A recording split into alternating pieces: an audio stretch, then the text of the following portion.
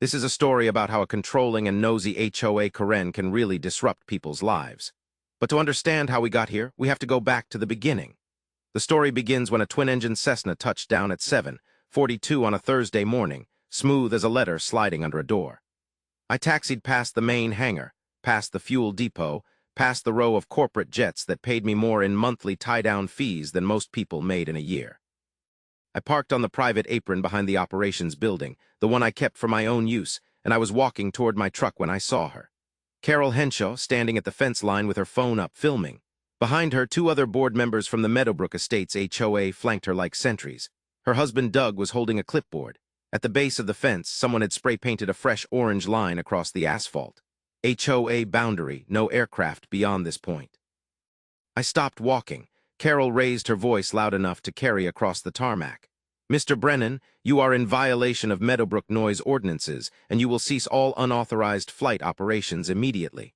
I set my flight bag down on the hood of my truck. I had owned Brennan Regional Airport for 11 years. Carol Henshaw had moved into Meadowbrook Estates 3 years ago. The subdivision sat 2 miles south of the airport, well outside the approach path, separated by a county road and a tree line thick enough to muffle a jet engine at full throttle.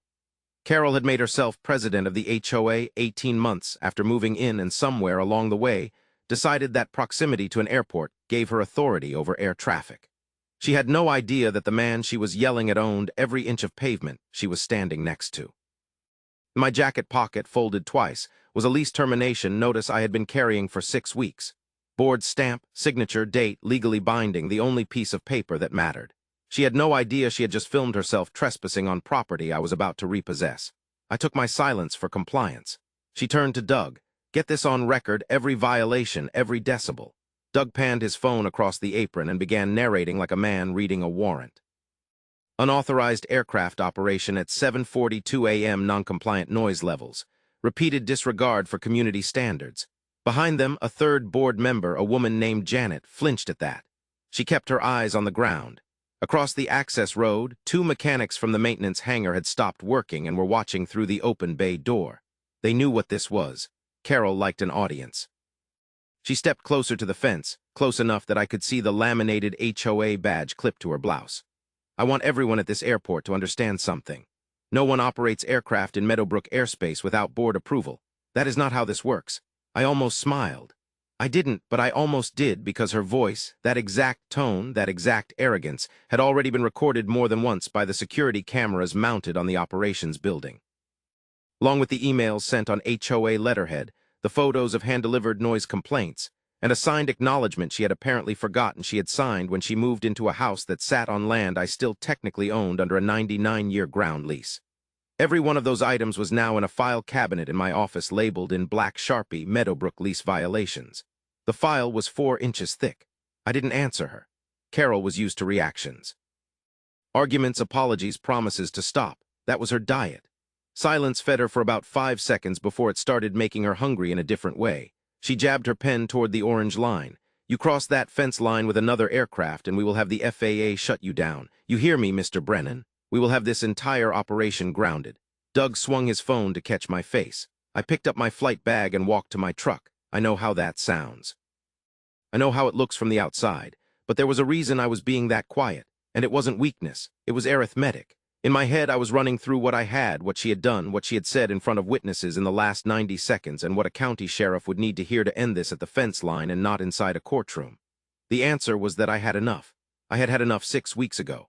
At the far end of the tarmac, a short chirp of a siren bounced off the hangars. Carol straightened her shoulders like she had just been announced at a ceremony. She actually smoothed her blouse. Doug pivoted and aimed the phone at the access road. The little red dot on the side of his screen was blinking. He was live streaming, probably to the HOA's public Facebook page. The sheriff's cruiser rolled in slow, the way they do when dispatch has told them it is a civil dispute, not an emergency.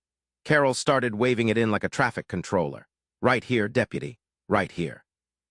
Across the road, the mechanics had not gone back to work. They were still watching. Carol didn't know what I knew. None of them did yet. I pressed my thumb once against the corner of the lease termination notice in my jacket pocket. For my father, who had built this airport in 1987 and taught me that paper beats noise every single time. I don't know why I did it. I just did.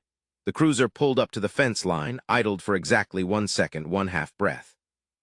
I let my eyes drop to the asphalt because I already knew which deputy worked Thursday morning shifts in our county, and I had known from the second Carol announced, "We will have you shut down," exactly who dispatch was going to send.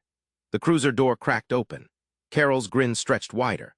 Mine didn't move because I already knew who she had just called into this. Let me back up because none of what happened at that fence line Thursday morning made sense without the 6 weeks that came before it. My name is Michael Brennan, 47, divorced, no kids. I have owned and operated Brennan Regional Airport since 2013 when my father died and left it to me in a will that was 11 pages long and written in his own handwriting. The airport sits on 640 acres of unincorporated county land. It has 2 runways, one 5,000-foot asphalt strip for jets and twins, one 3,200-foot grass strip for tail draggers and gliders. We handle charter flights, flight training, aircraft maintenance, and fuel sales. We employ 14 people. We generate roughly $1.2 million in annual revenue. We are quiet, professional, and we have never in 37 years of operation had a noise complaint that stuck. Carol Henshaw moved into Meadowbrook Estates in the spring of 2021. Meadowbrook was a 47-home subdivision built on land my father had sold to a developer in 1996 under a 99-year ground lease. The lease allowed residential construction, but retained airport operational rights in perpetuity. That clause was on page 3 of the deed, paragraph 2, in plain English. Every homeowner who bought in Meadowbrook signed a disclosure at closing acknowledging proximity to an active airport. Carol signed hers on April 14, 2021. I have a copy. For the first year, she was quiet. Then her husband retired and something in her rearranged. She ran for HOA president in the spring of 2022 on a platform of neighborhood improvement. Nobody else wanted the job. She won with 11 votes. Within 6 months, she had rewritten the bylaws. The first changes were small. Noise curfews after 9 p.m., restrictions on outdoor equipment before 8 a.m., the kind of thing you nod at and forget. Then came the letters. The first one arrived at my office on a Tuesday in October, hand-delivered by Doug, addressed to airport management. It was 2 pages, printed on HOA letterhead, and it demanded immediate cessation of all flight operations between the hours of 7 a.m. and 9 a.m. on weekdays due to unacceptable noise levels affecting Meadowbrook residents. I read it twice. Then I filed it under correspondence and went back to work. The second letter arrived 3 weeks later. This one threatened legal action if we did not comply with community standards. It listed 14 alleged violations, including unauthorized overflights, non-compliant engine testing, and failure to respond to prior board communications. I called my attorney, a man named Ed Garrison, calm, direct, 60 years old, charged me $400 for an hour of his time. I handed him both letters. He read for 8 minutes. Then he took off his glasses and asked me one question. "Mike, do you still own the land under Meadowbrook?" I did. He explained it simply. A ground lease means I own the dirt. The homeowners own the structures. The lease grants them residential use, but it does not grant them authority over airport operations.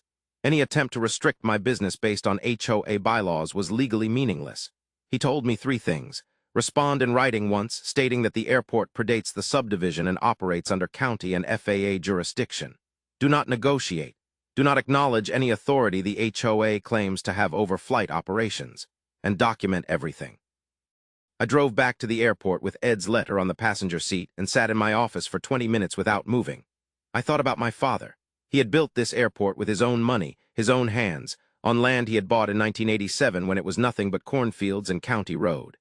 He had sold part of it in 1996 to fund runway improvements, but he had been careful, so careful, to retain operational rights. That lease clause was his insurance policy. I sent Carol the letter that afternoon. 1 page, polite, dated. It stated in plain English that Brennan Regional Airport was a licensed facility operating under FAA regulations and county zoning, that it predated Meadowbrook Estates by 11 years, and that the HOA had no jurisdiction over air traffic, flight schedules, or noise generated by lawful aviation activity. I signed it, had it notarized, sent it certified mail, return receipt requested. Carol signed for it personally on a Wednesday at 2:17 p.m. I have the green card. The following Thursday was the monthly HOA meeting. I did not attend. Janet did. She had been on the board for 4 months and was already uncomfortable with Carol's tactics. She sat through Carol reading my letter aloud in a voice you use for a joke you are telling badly. Then Carol made the board vote to reject the letter and authorize formal legal action. Janet abstained. She photocopied the minutes the next day and mailed them to my office in a blank envelope. no note. I put them in a new file folder. I wrote Meadowbrook lease violations on the tab in black Sharpie because I already suspected what was coming and I wanted a place to put it. That Sunday, my ex-wife Karen called. She is an attorney, family law mostly, but she knows her way around a contract. I told her what was happening. She listened. She did not interrupt. When I finished, she said, "Mike, people like that do not stop. They escalate. Keep every piece of paper, every email, every voicemail, date it, scan it, back it up. And do not engage directly. Let Ed handle it." I told her I would. For exactly 2 weeks after the certified letter, Meadowbrook was quiet. Then the complaints started showing up at the county. The first complaint was filed with the county zoning board claiming that Brennan Regional was operating outside its permitted hours. It listed my name, my address, and 11 alleged violations, all of them false. The zoning officer called me on a Friday. His name was Ray, and we had known each other for 15 years. He sounded embarrassed. "Mike, I have to follow up on this. Can you send me your operating permit and your noise abatement plan?" I sent him both within an hour. He called back 20 minutes later. "You are fine. This complaint has no basis, but I have to log it." I told him I understood. The second complaint went to the FAA.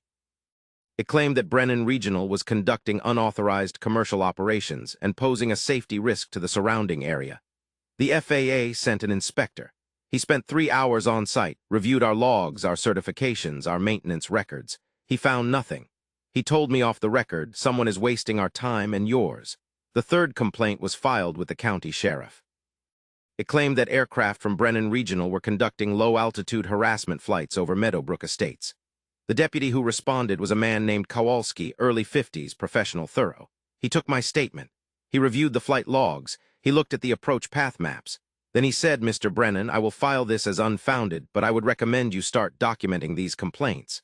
Someone is building a pattern." I told him I already was. By the end of the month, I had 7 complaints on file. County zoning, FAA, sheriff, noise control board, environmental health, even the fire marshal over an alleged fuel spill that never happened. Every single one traced back to Carol Henshaw. Every single one was filed on HOA letterhead. Every single one was documented, scanned, and backed up. Ed Garrison charged me another $600 to draft a cease and desist. He sent it certified mail to Carol, copied to the HOA board, and copied to the county. It said in plain English that Brennan Regional Airport was operating lawfully under all applicable regulations, that the complaints filed by the HOA were false and constituted harassment, and that any further attempts to interfere with airport operations would be met with legal action. The last sentence was 4 words: "Govern yourselves accordingly." I thought that would end it. I sat in my office with a copy of Ed's letter, and I thought, Carol is a bully, but she is not stupid. She will read this, call her own lawyer, and back off. I was wrong. Carol did not back off. She escalated. What she did next was organize a protest. Actual protest, 20 people, homemade signs, standing at the airport entrance on a Saturday morning. The signs said things like, "Shut down Brennan, protect our homes, no more noise pollution." Doug was there with his phone up, live streaming to the HOA Facebook page. Carol was giving interviews to a local news crew she had called herself. I watched from my office window. I did not go outside. I called Ed. He told me to let them protest, to document it, and to call the sheriff if they blocked the entrance. They did not block the entrance. They stood on the shoulder of the access road for 4 hours, chanting and waving signs. The news crew left after 20 minutes. By noon, the crowd had thinned to 6 people. By 2 p.m., it was just Carol and Doug. By 3 p.m., they were gone. That evening, Janet came to my office. She knocked on the side door the one employees use. I let her in. She sat down without being asked, and she did not say hello. She said, "Mr. Brennan, I need to tell you something. Carol is planning to file a lawsuit. She has been talking to a lawyer. She is telling the board that she can force you to shut down or relocate." I asked her if Carol understood the ground lease. Janet shook her head. "She does not care. She thinks if she makes enough noise, you will give up." I thanked her. I asked her if she would be willing to testify if it came to that. She said yes. Then she said something I am going to remember for the rest of my life. "Mr. Brennan, I bought my house because it was near the airport. I like the planes. I like the sound. Carol does not speak for all of us." I did not say anything. I poured her a cup of coffee. Within 2 weeks, Carol filed the lawsuit. Meadowbrook Estates Homeowners Association versus Brennan Regional Airport. The complaint was 18 pages long, and it asked for an injunction to halt all flight operations, monetary damages for diminished property values, and a court order requiring the airport to relocate or cease operations. Ed read it and called me the same day. "Mike, this is going to cost you about $40,000 to defend, and she is going to lose. But she is going to make you spend the money." I told him to proceed. The case went to discovery. Carol's lawyer requested 4 years of flight logs, maintenance records, noise studies, financial statements. We provided everything. Ed requested the ground lease, the HOA bylaws, the meeting minutes, and all communications between Carol and the county. We got most of it. What we found was damning. Carol had been filing complaints under false names. She had been coaching neighbors to report noise violations that never happened. She had been editing meeting minutes to remove dissenting votes. And she had been telling the board in writing that the ground lease was invalid because it predated current zoning laws. Ed filed a motion for summary judgment. The hearing was set for a Thursday in June. I sat in the courtroom with Ed at the plaintiff's table. Carol sat across the aisle with her lawyer, a young man in a suit that did not fit him well. The judge was a woman named Ellison, 60s, no nonsense, read the briefs in silence for 10 minutes before looking up. She asked Carol's lawyer one question. Counselor, does your client dispute that the airport operates on land it owns under a valid ground lease executed in 1996? The lawyer hesitated. No, Your Honor, but Carol stood up. Your Honor, that lease should not. Carol's lawyer put his hand on her arm. She sat down. Judge Ellison looked at Ed. Mr. Garrison, do you have the lease? Ed handed her a certified copy. She read it. She read the deed. She read the disclosure Carol had signed at closing. Then she took off her glasses. This case is dismissed. The airport predates the subdivision. The lease is valid. The homeowners were notified of airport operations at the time of purchase. There is no basis for an injunction. She looked at Carol. Mrs. Henshaw, you bought a house next to an airport. You do not get to shut down the airport because you changed your mind. Carol's face went red. Your Honor, she was still talking when the judge stood up and left the courtroom. The case was over. Ed billed me $38,000. I paid it. Carol paid her own lawyer. The HOA's insurance denied the claim, but Carol was not finished. What she did next was the thing that ended her. She started trespassing. The first time was a Tuesday morning. I was in my office when the security camera alert pinged. I pulled up the feed and watched live as Carol and Doug walked past the fence line, past the no trespassing signs, and onto the apron where my Cessna was parked. Carol had a tape measure. Doug had his phone up. They were measuring the distance from the fence to the aircraft. I called the sheriff. Deputy Kowalski responded. He cited them both for trespassing and escorted them off the property. I filed for a restraining order the next day. The hearing was the following week. The judge granted it. Carol was ordered to stay 500 feet from airport property. The order was served by a deputy on a Thursday afternoon. Carol tore it up in front of him. The deputy added a contempt charge. The second time she trespassed was the Thursday morning I landed at 7:42 a.m. She had brought the board with her. She had painted the orange line. She had filmed herself threatening me. And she had called the sheriff. That was the mistake. The cruiser door opened. Deputy Kowalski stepped out. He looked at Carol. He looked at the orange line. He looked at me.